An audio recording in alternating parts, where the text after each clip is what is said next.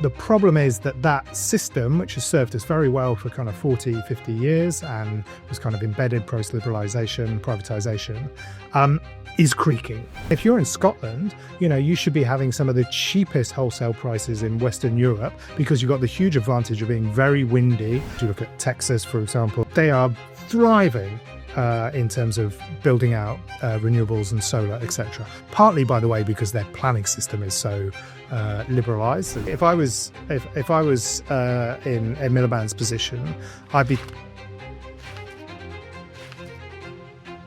Welcome to Free the Power, the IEA's occasional podcast series on free market solutions to energy challenges. I'm joined today by the Chief Executive of the Energy Systems Catapult, Guy Newey. Guy, you're very welcome. Thanks, Andy. It's delighted to be here. An honour. And you've got a background yourself in think tanks. You started out in Policy Exchange, or was there anywhere before there? No, Policy Exchange was my first job in think tanks. I was a journalist for a while, got interested in energy environment, then worked at Policy Exchange for a few years, OVO Energy, and then went into the government machine for a few years. What was OVO like? OVO was fantastic. OVO was at the kind of scale-up stage. So it was going from 250,000 customers to kind of 1 million customers over a few years. And it was scaling up the team rapidly. And I got a sense of the excitement, the chaos, the kind of opportunity and potential of a scale-up company, and got a real taste for that and how they can change the world. And then you went into government, and then I went into government. Exactly the same or a little different? Slightly different vibe. Still a lot of people trying to solve difficult problems with very different views about how you do it, and all of the challenges of organising that. And your current job, would you say that was like a public sector think tank? Yeah, no. Most of what we do at the Catapult, so there's a network of Catapult centres, which are innovation centres, and our job is to help SMEs, to help large companies come up with new products and services into the market. So we provide facilities, we provide expertise, etc. So most of what we do is helping SMEs, delivering big innovation research projects where they're trying to get a new product or service into the market, and then we do a bit of policy work, which is a bit of what I enjoy in particular. The reason we do that is because when you spend any time with SMEs in the energy space, particularly around the demand side, flexibility, digitalization, they very quickly run into regulatory and policy barriers. And so we see it as a part of our job is to help them navigate the policy and regulation system. And this is based on the German Fraunhofer system? Yes. Yeah, that's right. Lots of countries have got similar ones. Taiwan has ITRI. You've obviously got the national labs in the US, which has been a big contributor to, particularly around the digital and defense space, and the catapults, which were kind of slightly new labour, slightly coalition era invention of those kind of translational research facilities. So the cliche is we're really good at the early stage research, the kind of the science, as it were, in the universities. We're not very good at turning it into useful, growing, profitable companies. So for our libertarian listeners, yes, this is still state intervention, but for the classical liberals, this is okay. This is a part of government that sometimes actually makes a return on investment. Yeah, and what you often find in the kind of translational research areas, I think there's probably a kind of very strong consensus that universities and original science research is a good thing. The question always is, how far do you get into market and developing moving forward? I'm very comfortable with our role in the ecosystem, but some people think that's what the market is for and it would go forward. Thank you. So the reason we got you in today is 5 years ago, you were the figurehead in the organisation who published a paper in a very important but little understood debate in energy markets. And that's the locational pricing debate. Yes. So what's it all about? So gosh, I can't believe it's 5 years we've been fighting about this. So what is this all about? This is about, first of all, the fundamental shift that you're seeing in technology in the energy system, from a system where you had 40 or 50 big coal-fired, largely, a bit of gas, and some nuclear power stations, and then on the supply side. And then on the demand side, you had a very predictable, as the energy sector calls it, load. Like we knew when people watched EastEnders, they watched it at the same time. The transport system was totally separate, so we didn't need to worry about that. And people heated their home, as they still largely do, by gas. And what we're transitioning towards is a system where you're going to have a lot more renewables, intermittent renewables with solar and wind on your system on the supply side. So much less, for those of you who remember the Midlands Electricity Board, turn on and offable, dispatchable in the jargon. You're going to have a lot more of that system. And on the demand side, you're likely to electrify transport, as we're already seeing, electrify a lot of heating, and we've all got, digital devices much more part of our life. So you've got a much more uncontrollable generation side and a much more unpredictable demand, a bigger demand and unpredictable demand side. And then you're going to layer on data centers and all the other demand. And this is all by 2030? Different countries are going at different paces, but I think this is more out to the kind of 2040, 2050 timetable. The 2030 commitment is just about the current electricity system, but as demand grows, you'll have to do that. And that's a much more complex system. Yep. Much more interactions, millions of actors rather than dozens of actors, and you can no longer control it by a guy in the national grid, no longer the national grid, but the system operator control room phoning up a power station and saying, "Can you turn on, please? We've got a bit of a surge coming." Those kind of situations. You've got millions of different areas, and in that previous world, one single national price for the wholesale price of electricity, which is goes up and down every half an hour in the UK context. So what was simple? What's that at the moment, just so people can get some sense of context? So per megawatt hour, it's roughly... Yeah, so obviously over the last few years, it's gone very, very high, but it's in, kind of £70 a megawatt hour is probably the average over the last couple of years. So it's just under double what it used to be. Yes. Yeah. That's right. Obviously, during the gas crisis after the invasion in Ukraine, it spiked to, kind of hundreds of pounds a megawatt hour and, led to a quite extraordinary government intervention by the Truss government that probably cost the taxpayer 50-60 billion quid. Could have been nearly 200 according to one estimate. If the prices had gone the wrong way, it was and that's kind of and we're still paying the price for that cost in terms of the taxpayers. But in simple terms, then every half hour, there's some kind of bidding mechanism in the system. Yeah. That means we end up with a single price that everybody pays. Yeah. And this is always what upsets people who have green electricity tariffs, that they think that when they've got a wind farm or a solar farm attached to their house in some way, they should be paying next to nothing for energy when the sun is shining, when the wind is blowing. But they're not. They're paying the wholesale price. Yes, they are. I mean, people who've got solar panels on their roofs and where they're getting the electricity direct, so it's not going through the grid, will be having reduced prices because they won't be drawing from the grid, etc.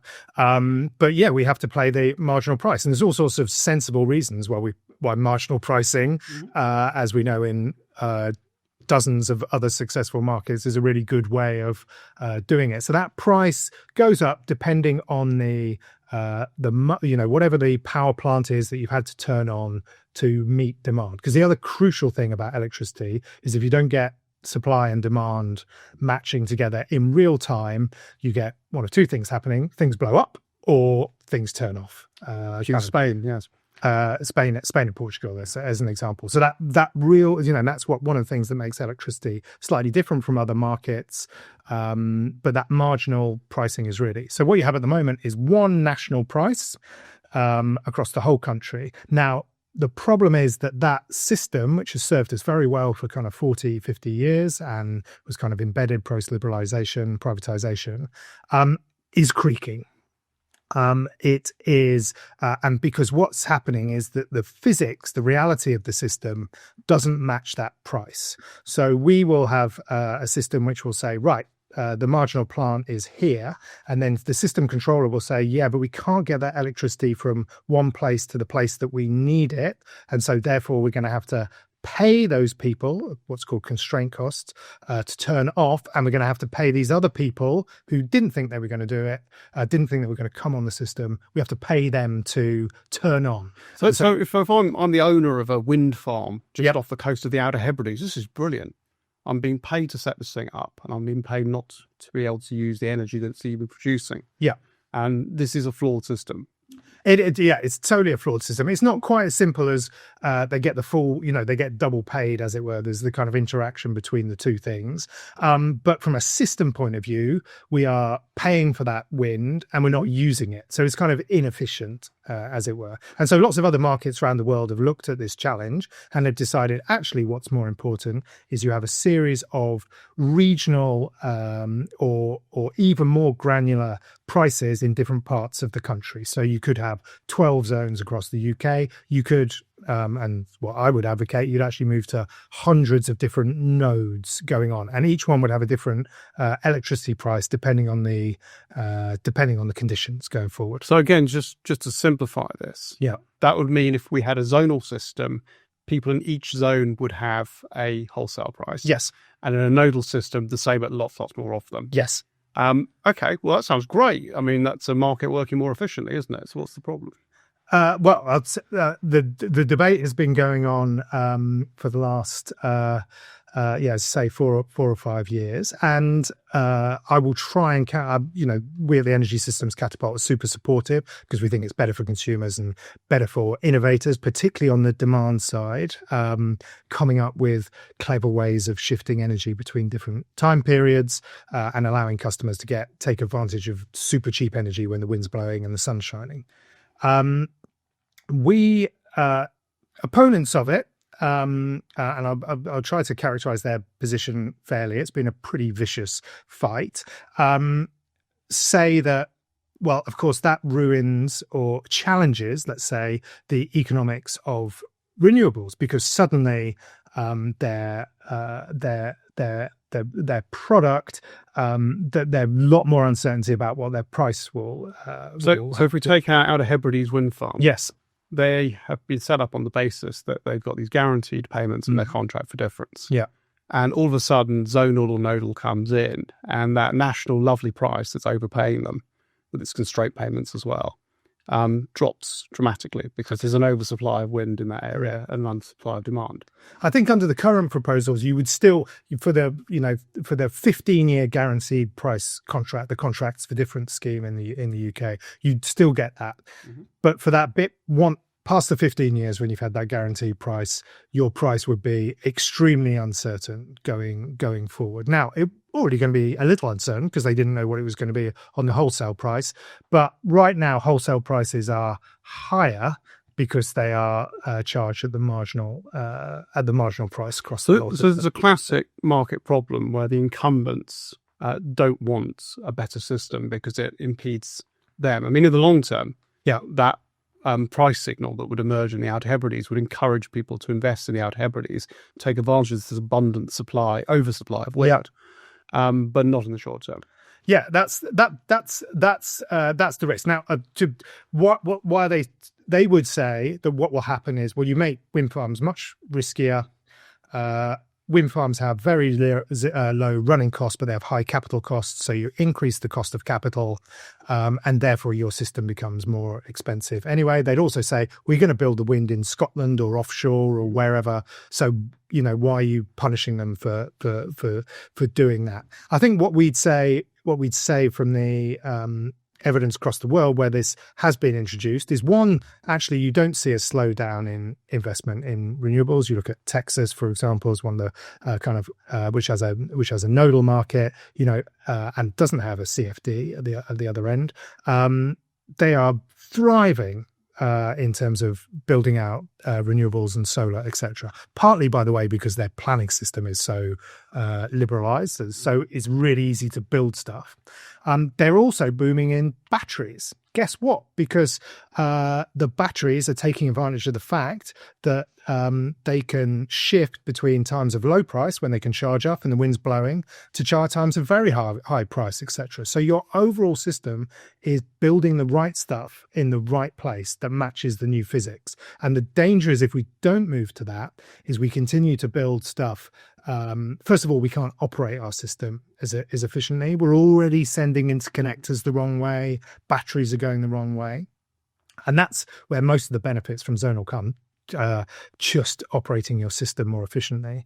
But secondly, we continue, and this is the big risk, to site new generation far away from where the big demand is, in the southeast in particular, in the West Midlands, etc. Yeah, I live in that southeast zone, and it's one of the worst areas in the country for NIMBYism. Yep. It's not really just about wind or solar; it's everything. Fracking, nuclear power doesn't even get a look in. Yep. Housing, pylons. People are particularly triggered by those. So our prices would rise. Would that incentive potentially help overcome some of that resistance? So, well, time will tell, right? The price of electricity is only one of the factors in why people make decisions. I think what we're trying to argue for is that it should reflect the actual physics of making those calls. So if you wanted to, ultimately, if an area decided, well, we don't want any generation built at all going forward, you're like, okay, but you're going to pay the price for that in the same way that you're paying the price for not allowing any houses to be built, so your house prices are ridiculous and your kids can't build any. I'm going to coin the phrase NIMBY nodes as the most expensive nodes on this new distributed grid. It might well. But also what you might do is you might get people investing in infrastructure which they are happy to include. So, I know there are some political parties that are opposed to batteries, but it probably doesn't get as many opponents as solar or wind, etc. So if you had a much more flexible demand side and your car was basically a kind of mini power station, and a kind of typical car probably has enough electricity for 3 or 4 days of a normal house, etc. You'd be able to draw on some of that sometimes to avoid some of the high prices. But right now, there's no real incentive to do that. So why would you? And again, you're losing the potential advantages of efficiency. So I'm going to bring the critics in a bit more now. So one of the things that they say is this is just going to be too complicated, and that some of the incentives that it would create would be more than offset by the added disincentives created by some of that complexity. Mm-hmm. Do they have a point? I mean, if you spend any time chatting to a telecoms engineer, they would find it hilarious, the idea that we think that even nodal, where you'd have hundreds of different nodes, the idea that is too complex versus how the telecom system works at a local level with billions of bits of data moving around, they would see it as ridiculous. But what's really important is the idea that, some people have this kind of caricature that they think that proponents of this think that we're all going to become evening energy traders and we're all going to be on our apps thinking about that. No, what's going to happen is companies are going to come in and be really clever intermediaries for our heat pumps, our EVs, our solar, our batteries at home, and they're going to say, right, what's the outcome you want? And I say, right, well, I want my car charged at 75% by 7 a.m. in the morning. I don't care when you charge it. I'm happy for it to export during some of that time, etc. And companies will come in and make it really, really simple for the consumer to do that. And lots of the innovators we work with at the Catapult, companies like Homely, etc., are creating those systems which make it super straightforward for the customer to do it. As happens in lots of different markets, those people who are able to make it to capture the value from the customer of being more flexible, but make it really simple, they're the ones who will thrive. So to be clear, if we can get rid of some of the impediments which just add cost, whatever the system, such as planning constraints, such that you can actually build the grid to back it up. What is going to really drive the lower costs? So first of all, you will significantly reduce your constraint costs at the moment. So your system will be working much more efficiently. So instead of saying, right, we have an interconnector with Norway, the national price says that we are importing that, but actually we're going to have to turn that direction because that's not what the physics is saying. You'll get rid of all of those areas. So you'll have the operation of the system will be very significant. And in the modelling that you've talked about, you're talking about 3 billion, 4 billion so of benefits every year, of which the vast majority of that. And over the medium term, you would be citing both your demand and your supply at a place where they're providing the best benefit to the system. Now, you'll still have your NIMBYs in the southeast saying, no, I don't want that here, and so therefore, it won't be that everything will be perfectly aligned with where the physics would be perfect, but nor is it in any market. But you're making sure that the location is part of that system. So there's a short-term benefit of a very significant amount, billions in improved operation. And then there's a medium-term benefit in we're starting to align where demand is. And if you're in Scotland, you should be having some of the cheapest wholesale prices in Western Europe because you've got the huge advantage of being very windy and relatively easy to build wind infrastructure, etc.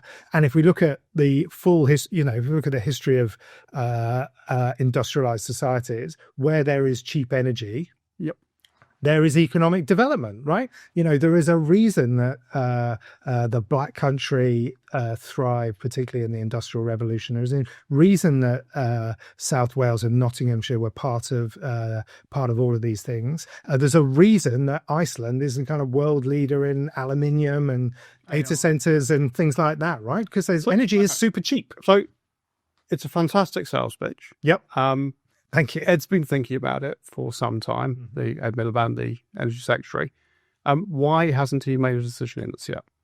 Because, and to be fair, this is a really tough one because you have lots of people saying, if you do this, you will create uncertainty in a market which is already a bit jittery. And just to be clear, the market I'm talking about is the market for building new renewable generation. That will put your ambitions about renewables, particularly around Clean Power 2030, under significant pressure, and it will slow things down versus your ambition.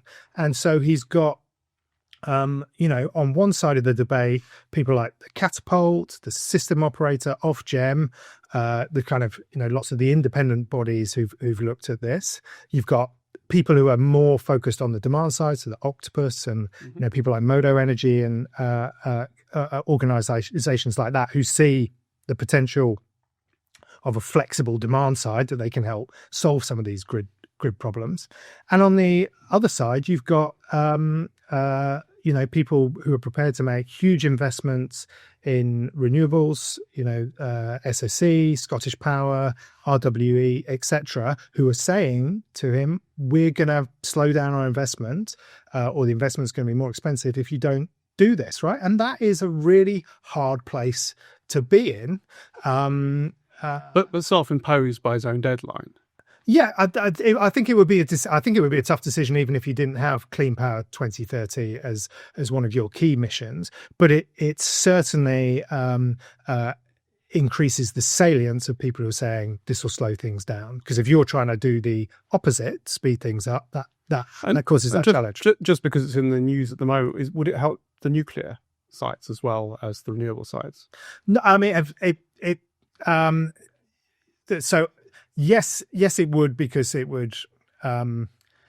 Nuclear is a slightly different case and an awkward one for any market liberal in this size. It would, ultimately their funding and the kind of RAB model they're working towards, and because nuclear power plants, certainly the conventional type, you can only really locate on the coast. Yep. They're kind of, it's unlikely we're going to be comfortable with a big nuclear power station on the old Battersea Power Station site in the centre of London.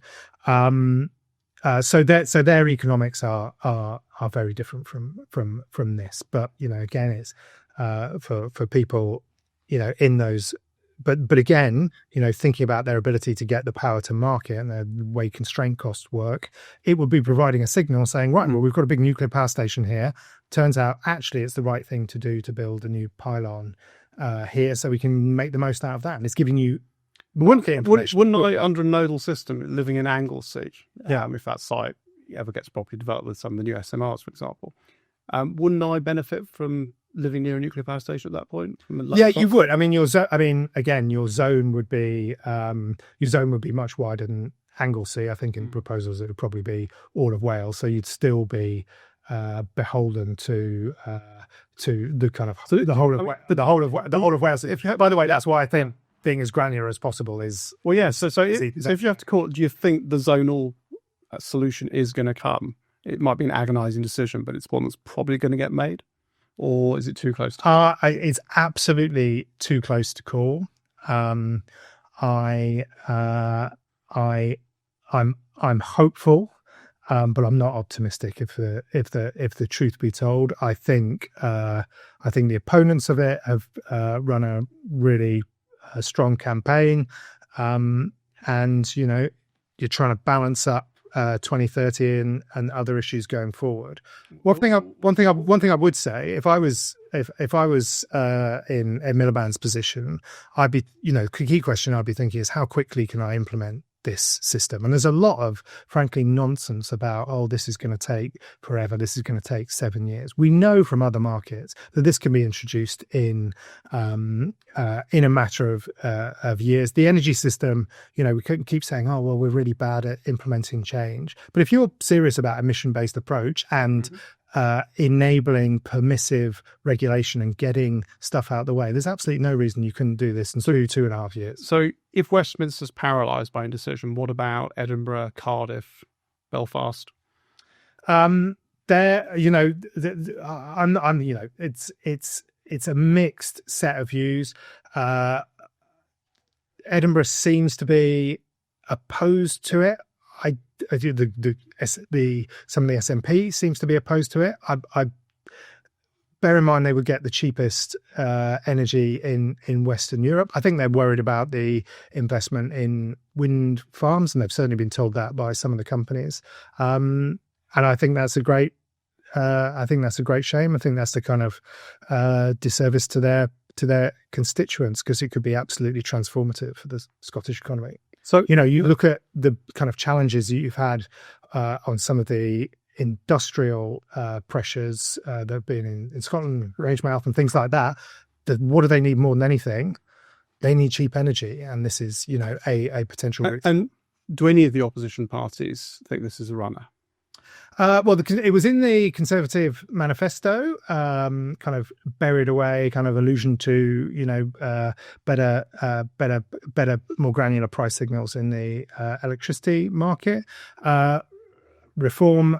I'll confess, I'm not familiar with their position. I suspect on the skeptical side. But again, if we want to attract manufacturing industry and crucially tackle fuel poverty, we've got to be gunning for abundant, cheap energy. So my last question was going to be about your optimism on that particular point, but you've effectively answered it already. But essentially, just to re-pitch your message, it's about affordable abundance by creating much cheaper access to energy, and more crucially, the signals that enable that affordable energy to be accessed, which in turn leads to innovation, manufacturing, jobs, growth, all the things all the parties say they want. And that's why it's really why I think this is such a crucial decision for the future of the market. I mean, to step back from a bit, as somebody who's devoted the last 15 years of their life to thinking about decarbonisation, my view is it's only going to happen at the pace and scale we want it to happen, or we need it to happen, if the clean energy solutions are cheaper and better than the fossil fuel solutions, right? We need to be building a system that is a compelling example to the rest of the world. And the zonal pricing debate is just one element of how we're going to transition to that.